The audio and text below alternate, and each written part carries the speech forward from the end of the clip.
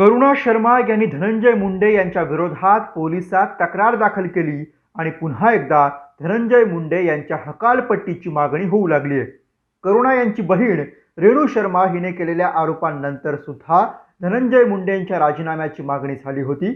या वादावर पडदा पडतो न पडतो तोच आता करुणा शर्मा यांच्या तक्रारीनंतर पुन्हा धनंजय मुंडेंच्या राजीनाम्याची मागणी होते।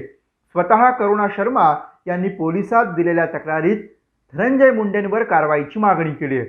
आपल्या तक्रारीत करुणा शर्मा यांनी म्हटलंय, धनंजय मुंडे यांना विधानसभेतून त्वरित बरखास्त करण्यात यावं, इतकंच नाही तर भविष्यात कुठलीही निवडणूक लढवण्यास त्यांना अयोग्य घोषित करण्यात यावं, अशी मागणी करुणा शर्मा यांनी पोलिसात दिलेल्या आपल्या तक्रारीत केली आहे।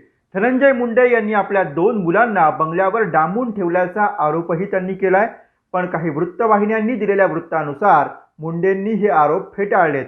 पण तरीही भाजपने या तक्रारीनंतर पुन्हा आक्रमक पवित्रा घेतलाय आणि धनंजय मुंडे यांच्या हकालपट्टीची मागणी केली आहे।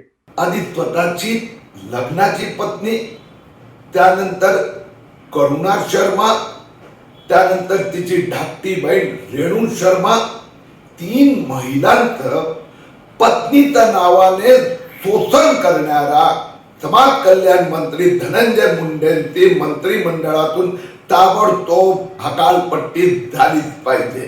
रेणू शर्मा यांनी जेव्हा मुंडेंविरोधात तक्रार केली होती तेव्हा शरद पवारांनी हे प्रकरण गंभीर असल्याचं म्हटलं होतं।